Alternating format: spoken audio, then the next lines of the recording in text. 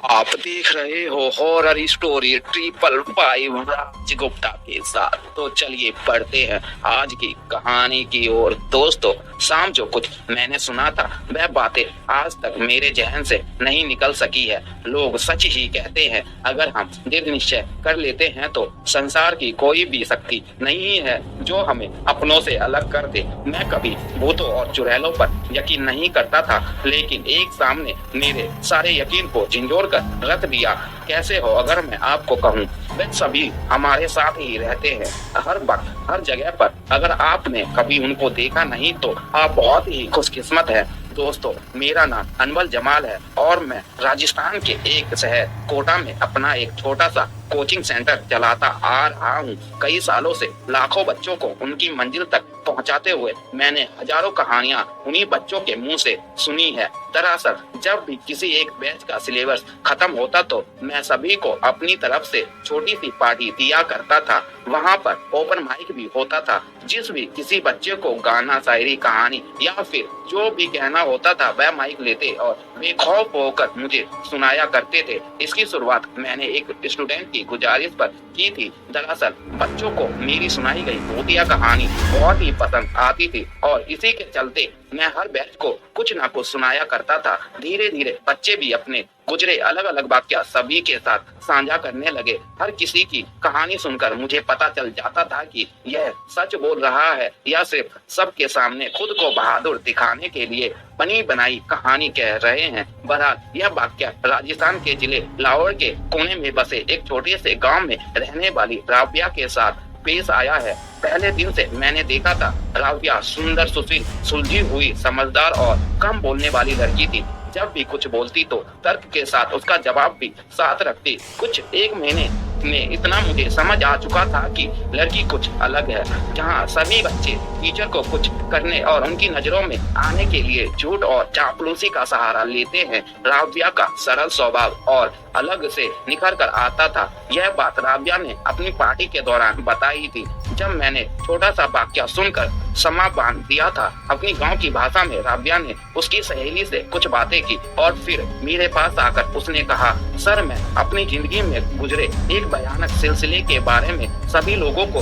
कुछ सुनाना चाहती हूँ। मेरी शुरू से ही एक आदत रही है, मैं हमेशा अपने विद्यार्थी को प्रोत्साहित करता हूँ, फिर चाहे वह क्लास में जवाब देने की बात हो या फिर पार्टी वाले दिन अपने जीवन की खौफनाक घटना सुनाने की हो। अंततः मैंने सभी बच्चों से कुछ मिनटों के लिए खामोशी बनाए रखने की गुजारिश की। हाँ, एक बात मैं हमेशा बोलता हूँ, जो बच्चे कभी क्लास में खामोश नहीं रहते थे वह पार्टी वाले दिन पूर्ण रूप से खामोशी धारण कर लेते हैं। जैसे ही माहौल में खामोशी फैली, मैंने राबिया को माइक पकड़ा दिया और उसने कहानी सुनाना शुरू किया। तो आइए आपको भी मैं वह कहानी सुनाता हूँ और उम्मीद करता हूँ कि जो खौफ मैंने महसूस किया वैसे ही खौफ शायद आपकी रातों की नींदों को उड़ा दे। दोस्तों, इस घटना की शुरुआत साल 2004 में हुई थी। मेरी उम्र 7 से 8 साल की रही होगी।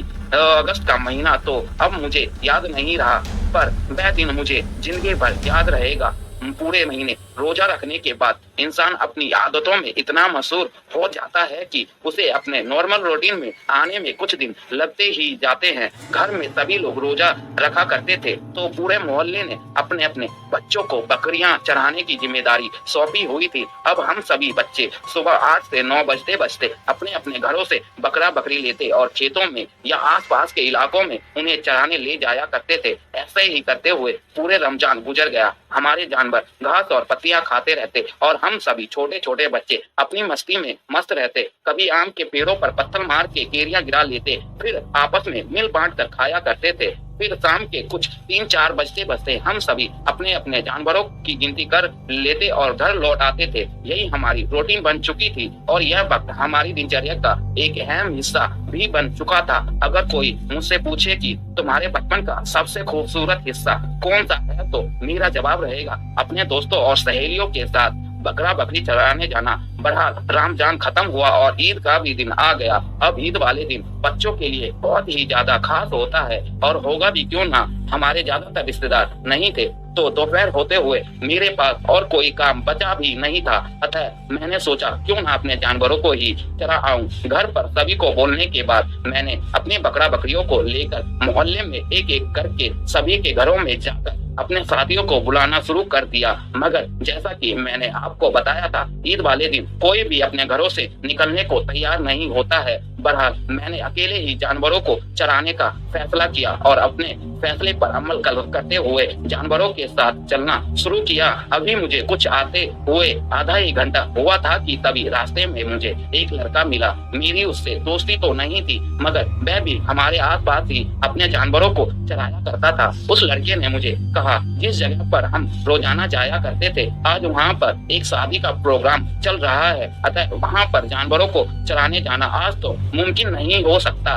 इतना बोलकर वह अपने रास्ते पर चला गया और उसकी कही गई बातों पर कुछ गौर करने के बाद मैंने हमारी रोजमर्रा की सामान्य जगह से कुछ दूर खेतों में जाने का विचार किया। करीब 1 घंटा चलने के बाद मुझे एक जगह मिल ही गई जहां मैं अपने जानवरों को चरा सकती थी। आसपास कोई होने ना होने के कारण मुझे किसी की डांट का भी सामना नहीं करना पड़ता, लेकिन यह फैसला मेरे जीवन का सबसे गलत साबित होने वाला था। बहरहाल जानवरों को चराने के लिए छोड़ और एक शांत और छायादार जगह देख मैंने अपने साथ लाई चादर जमीन पर बिछाई और पेड़ का सहारा लेकर बैठ गई। आसमान में अलग अलग आकृति बनते बादल मुझे बहुत ही सम्मोहित कर रही थी। मैं आज अकेले आई थी तो मेरे पास करने के लिए कोई काम भी नहीं था, अतः मैं कुछ देर तक बादल देखती तो कुछ देर अपने जानवरों को कि कहीं इधर उधर ना चले जाए। ऐसा करते हुए मुझे अब कुछ घंटे बीत चुके थे और मुझे भूख भी लगने लगी थी, तो मैंने अपने साथ लाई खाना और पानी निकाल और पेड़ की छाया में बैठे शीतल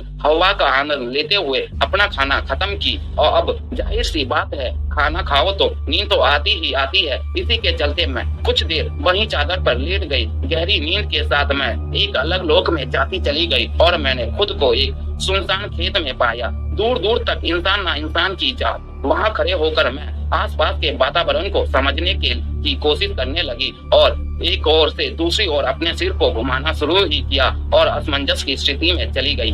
मेरे सारे जानवर वहाँ से गायब थे और जगह भी बदली नजर आ रही थी। इतने में हवा का एक झोंका आया और मेरा दुपट्टा उड़ाकर ले गई। अपने दुपट्टे को पकड़ने के लिए मैंने उसके पीछे पीछे भागना शुरू किया और भागते भागते खेत की मेड़ से मेरा पैर टकरा गया, जिसकी वजह से मैं अपने मुंह के बल जा गिरी। जब मैंने अपने शरीर को उठाने की कोशिश की तो शरीर की सारी ताकत लगाकर भी मैं उठ ही नहीं पाई। धीरे धीरे मुझे अपने कमर और बाहों पर वजन का महसूस होने लगा। गुजरते हुए पलों के साथ बोझ बढ़ता चला गया, जिस वजह से मेरा रो रो कर बुरा हाल हो गया था। अब मैंने सोचा था शायद मैं मरने वाली हूँ, तभी एक अदृश्य शक्ति ने मुझे हवा में उठा दिया। मेरा सिर नीचे की ओर था। जैसे मैंने अपनी आंखें खोली तो मैंने देखा कि भालू जैसे पैर मुझे नजर आए। हिम्मत करते हुए मैंने अपना सिर हवा में उठाया तो मैंने सामने करीब 10 से 8 फीट लंबा आदमी, जिसका पूरा शरीर बालों से भरा हुआ था, एक हाथ में मेरा दुपट्टा पकड़े मेरी ओर देख रहा था।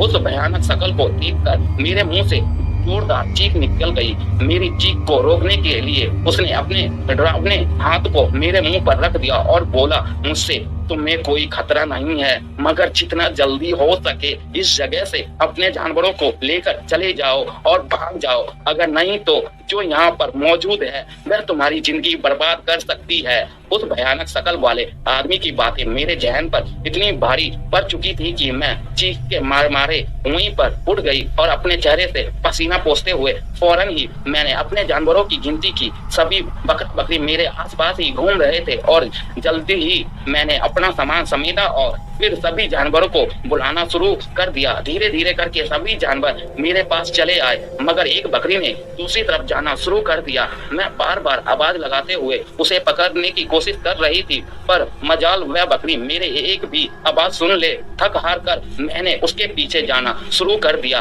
चलते चलते 4-5 बीघे के कई खेतों को मैंने पार कर दिया। जो बकरी अभी नॉर्मल स्पीड में चल रही थी उसने भागना शुरू कर दिया था। कुछ दूर पर एक टूटी फूटी सी झोपड़ी थी जिसके अंदर मेरी बकरी चली गई। इतनी दूर भागने के कारण मैं बहुत ही ज्यादा थक चुकी, अपने हाथों को घुटनों पर रखे आगे की तरफ झुक गई और आती हुई आवाज में अपनी बकरी को जैसे मैंने आवाज लगाई तो जवाब में कुछ भी नहीं आया, मगर लगातार 2 से 5 आवाज देने पर झोपड़ी से एक औरत की आवाज सुनाई दी जो मुझसे कह रही थी, बेटी आपकी बकरी तो आ नहीं सकती है और आप भी थक गई हो तो आप भी अंदर ही आ जाओ, कुछ पल मेरे साथ भी गुजार लो फिर चली जाना। मेरे लगातार मना करने पर और अपनी बकरी को भेजने का आग्रह करने की वजह से उसे गुस्सा आ गया और देखते ही देखते जो आवाज अभी मनमोहक सुनाई पड़ रही थी वह एक भयानक रूप धारण करने लगी। वातावरण को भी खतरे का अंदेशा हो चुका था जिस वजह से हल्की रफ्तार में बहती हवा भी अब साए साए करके बहने लगी। आसपास से आती बकरियों की आवाज भी अचानक से बंद होती चली गई, मानो प्राकृतिक द्वारा मुझे संकेत किया जा रहा हो यहाँ से चले जाने को। लेकिन शायद मुझ में बचपन कुछ ज्यादा था जिस कारण मैं वहाँ सारे संकेत समझने में नाकामयाब रही। 5 से 10 मिनट के अंदर से आती उस आवाज ने अपनी बकरी को बाहर भेजने का आग्रह करने के बाद भी जब बकरी बाहर नहीं आई तो अंदर बैठी उस औरत ने जवाब दिया, अब मैं आ रही हूँ, साथ में तेरी बकरी भी। इतना सुनकर मुझे वहाँ से भाग जाना चाहिए था पर बचपन में इतनी अकल कहाँ होती है। अचानक से पता नहीं कैसे हवाओं ने रुद्र रूप धारण कर लिया। तूफान की बहती उन हवाओं ने अपने साथ घने काले बादलों का दल खींच लिया। दहदहाती दोपहर में भी शाम का अनुभव होने लगा। थोड़ी देर हुई थी कि गुनगुनाती हुई आवाज में अंधेरे धूप से भरी झोपड़ी से लाल साड़ी, हाथों में मेहंदी, सुहागन वाली चूड़ी पहने एक सामान्य लंबाई की औरत बाहर निकल कर आई। सर को नीचे की ओर किए हुए दूसरे हाथ को अपने कमर के पीछे छुपाए वह गुनगुनाती मेरी ओर बढ़ने लगी। जैसे जैसे उसके कदम मेरी ओर बढ़ते साथ साथ मेरे कदम पीछे खींचे चले जा रहे थे। हिम्मत करते हुए मैंने उससे जैसे कहा, भाभी जी आप कौन है और मेरी बकरी कहाँ है? मुझे जल्दी से दे दीजिए, मेरा घर जाने का समय हो चुका है और साथ ही मौसम भी बिगड़ रहा है। पता नहीं कब बारिश शुरू हो जाए और मैं इन्हीं खेतों में अटक कर रह जाऊं। पर मेरी बात का जवाब में उसने कुछ कहा तो नहीं, बस अपने हाथों को कमर के पीछे से सामने कर दिया। उस औरत का वह हाथ आधा जला हुआ था, साथ ही उसने अपने हाथ में मेरी बकरी का गर्दन कटा हुआ रखा हुआ था जिससे अभी भी खून की बूंदें टपक टपक कर जमीन पर नीचे गिर रही थी। यह मंजर देख मेरे पैर जम से गए। मैं कोई प्रतिक्रिया व्यक्त करती की उससे पहले उसने धीमी आवाज में हंसते हुए अपने सर को ऊपर करते हुए मेरी ओर देखा। दोस्तों वह दृश्य मेरी जीवन का सबसे भयानक दृश्य था। ऐसा कहना जरा सा भी गलत नहीं होगा। आधा जला हुआ चेहरा, एक आंख लटकी हुई और दूसरे बिखरे हुए बाल और आधा लटका हुआ जबड़ा। इतना देखकर मेरे पैर जो जमे हुए थे उनके नीचे से जमी मानो खिसक गई हो। उसकी जान खींच लेने वाली हंसी और बहसीपन देखकर मेरे मुंह से इतनी तेज चीख निकली जिसने मेरा गला जकड़ लिया और मैं कुछ पल बोलने की हालत में भी नहीं रही। मेरे कानों में दोबारा वही आवाज गूंज उठी जो मैंने सोते हुए ख्वाब में देखी थी। वह डरावनी सी आवाज मुझे बिना एक पल भी खराब किए भागने का आदेश दे रही थी। उसी पल मैंने उल्टे पांव भागना शुरू किया। जब इंसान की जान पर बन आती है ना तो पता नहीं कहां से उसमें इतनी ताकत आ जाती है कि 80 साल की बूढ़ी औरत भी भागना शुरू कर देती है। तो आप लोग समझ सकते हैं कि उस वक्त मेरी स्थिति क्या रही होगी। अपनी जान बचाने के लिए मैंने जिस गति से भागना शुरू किया था जीवन में मैं कभी दोबारा इतनी गति से नहीं भाग पाई। अब धीरे धीरे मैं उसी पेड़ तक पहुंच चुकी थी जहां मैंने अपना सामान रखा था। कुछ पल सांस लेने के लिए रुक कर मैंने घड़े से पानी का एक लोटा निकाला और पानी पिया था और तभी दूर से आती चिल्लाने की आवाज ने मेरे हाथ से घड़ा छुड़वा दिया और मैं आज भी उस आवाज को भूल नहीं पाई हूँ। वह आवाज उस चुड़ैल की थी जो मेरा पीछा पता नहीं कितनी दूर से करती हुई मेरे करीब आती जा रही थी। घड़े के नीचे गिरने से मेरे पैर पानी से सन गए और मैं अपनी चप्पलों को वहीं पर छोड़ नंगे पैर दौड़ने लगी थी। अपने जानवरों को मेरे पीछे आने की आवाज देते हुए अपने सामान को मैंने वहीं छोड़ दिया और रोती बिखरती भागती चली गई। डर मेरे जिस्म पर इस कदर सवार था कि मुझे कुछ होश ही नहीं आ रहा और बीच दोपहर पर रखे टोटके पर मेरे पैर से जोरदार ठोकर लगी और मैं मुंह के बल जमीन पर गिर गई। गिरते ही मेरे सर और हाथों पर चोट लगी और मैं वहीं पर बेहोश हो गई। वक्त का तो अंदाजा है नहीं, पर शायद कुछ से 4 से 5 घंटे तक मैं यूं ही बेसुध पड़ी रही। इसके बाद जो हुआ वह सभी बातें मुझे अपने परिवार के अलग अलग लोगों से सुनने को मिली। तो आइए आपको आगे की कहानी मैं सुनाती हूँ। बेहोश होने के करीब करीब 4 से 5 घंटे बाद मेरे पापा और भाई मुझे ढूंढने निकले। दरअसल सारे सभी जानवर तो घर पहुंच चुके थे, मगर उनके घर पहुंचने के कई देर बाद भी जब मैं अपने घर नहीं लौटी तो पापा और भाई ने मोहल्ले में उन सभी बच्चों के पास गए जो रोजाना मेरे साथ जाते थे। वहां उनको पता चला कि आज मैं अकेले ही गई थी। यह सुनकर पापा और भाई बहुत डर गए और फौरन ही साइकिल पर मुझे खोजने निकल गए। फिर कुछ देर के बाद उन्हें वही लड़का मिला जो सुबह मुझे मिला था। उसने पापा और भाई को बताया कि मैं आज सामान्य जगह से दूर गई थी, अतः उन्हें जल्दी करनी चाहिए क्योंकि अंधेरा होने लगा था और अंधेरे में जंगली जानवर जैसे कि सियार शिकार करने के लिए निकलेंगे और तब मेरी जान को ज्यादा खतरा हो सकता है। ढूंढते ढूंढते आखिर में उन्हें मैं मिल ही गई। वह बेहोशी की हालत में मुझे घर पर लेकर आ गए और अपने कमरे में ले जाकर लेटा दिया।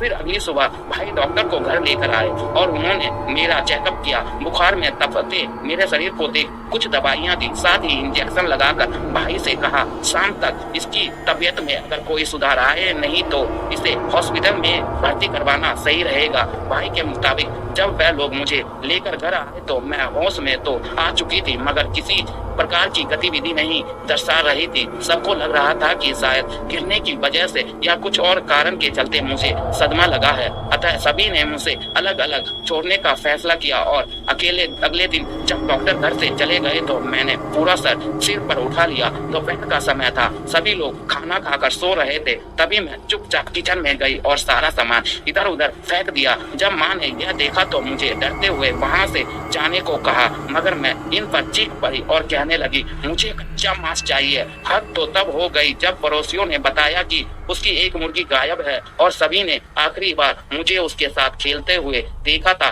पूरे घर में तेरी तमाशा शुरू हो कर दी गई थी, मगर मेरा कहीं नामो निशान नहीं था। तभी पता नहीं किसी ने घर की छत पर जाकर देखने का सुझाव दिया और जब हमारे पड़ोसी मेरे भाई को लेकर हमारे घर की छत पर पहुंचे तो जो नजारा उनके सामने था उन्हें देखकर कोई भी डर जाए। दरअसल मेरे हाथ में वही खोई हुई मुर्गी थी। उसके पंख मेरे कपड़ों पर चिपके हुए थे, कुछ मेरे आसपास बिखरे थे। इतना भी सहन किया जा सकता था, मगर जब वह लोग मेरे करीब आए तो उन्होंने देखा मैंने दोनों हाथों को मुर्गी के पेट में डाला हुआ था और बारी बारी से उसके टुकड़े निकाल कर मैं खाए जा रही थी। कोई ना कोई तक दोनों हाथ और आदम खून से लथपथ हो चुका था, जिसकी वजह से मेरे कपड़े भी आगे की तरफ से पूरे खून में सन चुके थे। भाई के मुताबिक उस वक्त मैं इतनी डरावनी नजर आ रही थी कि जिस पड़ोसी की मुर्गी मैंने खाई थी वह मुझे देखकर छत पर ही बेहोश हो गए थे। परिवारजनों को समझते देर नहीं लगी कि यह मामला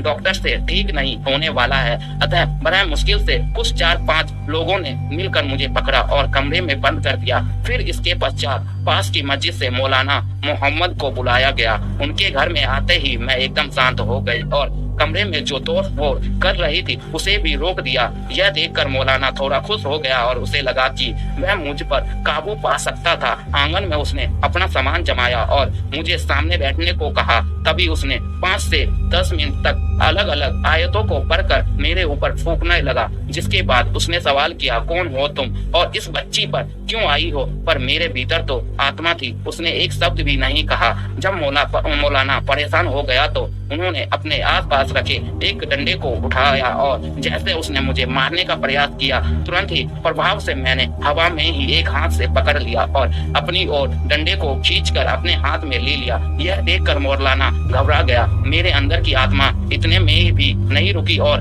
चीख कर एक जोरदार चप्पल धर दिया, जिसकी वजह से मौलाना एक और गिर गया। उनको गिरता हुआ देखकर मैंने जोर जोर से हंसना शुरू कर दिया। मेरे परिवारजन भी देखकर बहुत ज्यादा भयभीत हो गए। फिर कुछ क्षण हंसने के बाद मैंने मौलाना को कहा कि तुझसे आज तो क्या आने वाले 200 सालों में भी तुम मेरा मुकाबला नहीं कर सकेगा। अब मेरे शरीर में रहने वाली चुड़ैल पूरी तरह से जाहिर हो चुकी थी। पूरा पूरा दिन मुझे कमरे में बंद रखा जाता। फिर एक शाम की बात है, माँ खाने की थाली लेकर कमरे में आई तो मैं छत पर उल्टी लटकी हुई थी। यह देख माँ के हाथ से खाने की थाली टूटकर नीचे गिर गई और माँ चीखते हुए दरवाजा खुला छोड़कर ही भाग गई। ऐसा करते हुए करीब 1 से 2 हफ्ते गुजर गए। कभी मैं दीवार पर अपने नाखून से खरोंचा मारती तो कभी अपने हाथों के बल उल्टी होकर चलती, पर अभी इतना सब देखने में भी काफी नहीं था। कभी कभी मैं तो दीवारों पर उल्टी होकर चलती तो कभी उल्टी होकर अपने हाथ चारों पैरों पर चलने लगती।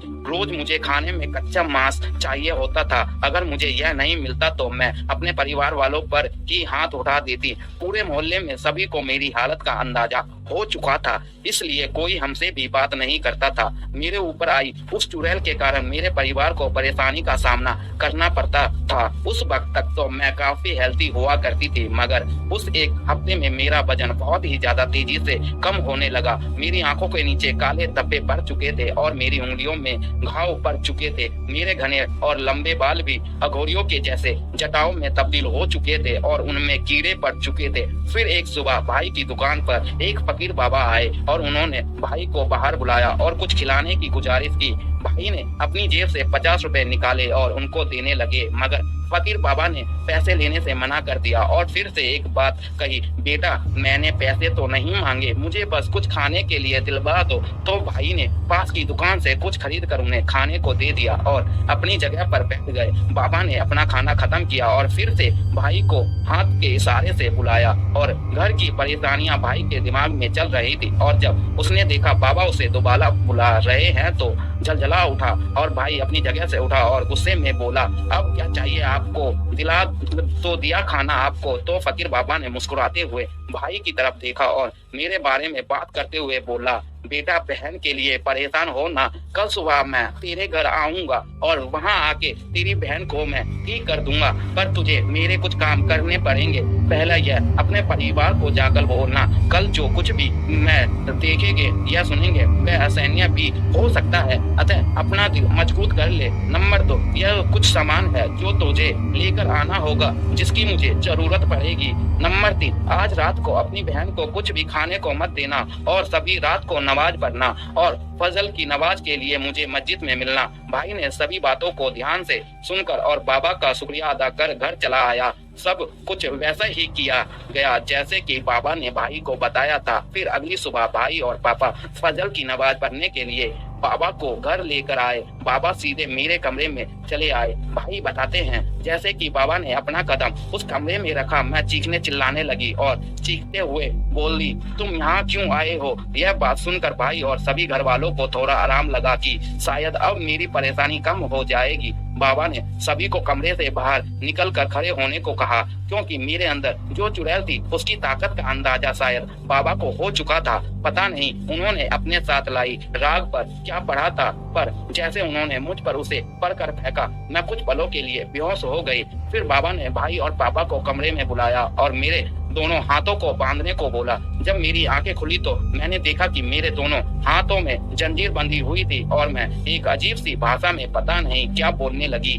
कई बार मैंने जानने की कोशिश की थी, मगर उसके बारे में मैं कभी जान ही नहीं पाई। कई घंटों तक झाड़ फूक चलती रही और उस बीच कई बार मैं 2-2 फीट तक हवा में उड़ गई। जैसे तैसे मेरे अंदर की चुड़ैल की ताकत थोड़ी कम हुई तो बाबा ने उस पर बात करना शुरू किया। बात करने के दौरान उसने बताया कि मैं अपनी जगह पर शांत बैठी थी, यह लड़की मेरी जगह पर आई थी। इतने में ही दूसरी आवाज मेरे अंदर से आई। वो बोली, इसने मुझे लात मारकर मेरा अपमान किया है। यह सुनकर बाबा ने पहले टोटके वाली औरत का इंतजाम किया। उस औरत की कुछ ज्यादा फरमाइश नहीं थी। उसने 5 किलो मिठाई, लाल चूड़ी, काजल, बिंदिया और एक सुहागन वाली लाल साड़ी मटके में रखकर शमशान चौराहे पर रखने को कहा। भाई ने फौरन ही सारा सामान इकट्ठा किया और 1 से 2 घंटे के बीच वह उस टोटके को रख कर आ गया। भाई जैसे ही घर आए, बाबा ने उस टोटके वाली औरत को जाने को कहा, साथ ही उसे आदेश दिया कि जाते हुए रास्ते में रखे डब्बे को गिरा कर जाए। वह औरत चली गई और अब मेरे अंदर सिर्फ खेत वाली चुड़ैल बची थी।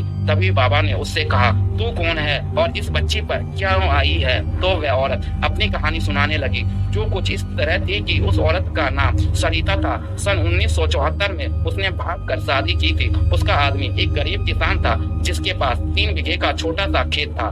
मगर पास वाले सभी खेत एक बड़े जिम्मेदार के थे और उस जमींदार की नजर इसके छोटे से खेत पर भी थी। सरिता की शादी से पहले उस जमींदार ने सभी हट कंडे अपना लिए थे, मगर सरिता के पति किसी भी तरह से मानने को राजी नहीं था, क्योंकि यह खेत उनके पूर्वजों का था। अभी सरिता की शादी को कुछ हफ्ते ही हुआ था कि जमींदार ने अपने कुछ आदमियों को भेजकर आखिरी चेतावनी दी। पता नहीं कैसे एक आदमी की नजर सरिता पर पड़ गई और उन्होंने सभी बात जाकर जमींदार को बता दी। वह जमींदार बहुत ही बेहद जिम्मेदार किस्म का था, जैसे वह आदमी एक शैतानी दिमाग का था। जैसे उसे सरिता का पता चला, उसने रात होते उनके घर पर धावा बोल दिया। काफी देर हाथापाई होने की वजह से सरिता का पति बहुत ही ज्यादा जख्मी हो गया और ज्यादा खून बहने की वजह से उसकी मौके पर ही मौत हो गई। फिर बारी बारी से जमींदार और उनके साथियों ने सरिता के साथ गलत काम किया। वह यह दुख सहन न कर पाई और उसने अपने शरीर पर मिट्टी का तेल छिड़क कर खुद को ही आग लगा ली। सरिता एक खुशहाल जिंदगी के सपने की इच्छा रखती थी, मगर अधूरी इच्छा और अगर मृत्यु के कारण उसकी आत्मा यहीं रह गई। फिर सरिता की आत्मा ने एक एक करके सभी से अपने और अपने पति का बदला लिया। बाबा ने उसे समझाया कि मैं जानकर कि सरिता के खेत में नहीं गई थी, मगर सब कुछ सही होता तो शायद सरिता की भी एक बेटी होती। और इस तरह की भयानक बातों से सरिता का दिल बसीज गया और उसने बाबा से गुजारिश की कि बाबा किसी तरह से उसे मुक्ति दिला दिए। फिर बाबा ने कुछ देर मंत्र पढ़े और फिर सरिता को कहा, तुम्हें घर के दरवाजे पर पीले रोशनी नजर आ रही होगी, उसके पास चली जाओ। वहां से तुम्हें आगे तक ले जाया जाएगा और तुम्हें अपने आगे का रास्ता आसमान हो जाएगा। बाबा के इतना बोलते ही सभी घर वालों ने हमारे घर से एक काली परछाई को निकलते हुए देखा। जैसे वह परछाई मेरे शरीर में से बाहर निकली, मैं बेहोश होकर बिस्तर पर गिर पड़ी। फिर बाबा ने कहा, इसे होश में आने के लिए कुछ घंटे लगेंगे, तब तक आप लोग इसे नहला धुला कर साफ जगह पर सुला दो। शाम होते ही उनके होश में आ गए और तो मेरा सारा शरीर टूट रहा था। माँ ने रोते हुए मुझसे उसके हाथ से खाना खिलाया और फिर अगले दिन मुझे हॉस्पिटल में भर्ती कराया गया। फिर 1 महीने में हॉस्पिटल में रही, पर मेरा शरीर फिर भी कभी वैसा नहीं हो पाया जैसे मैं बचपन में थी।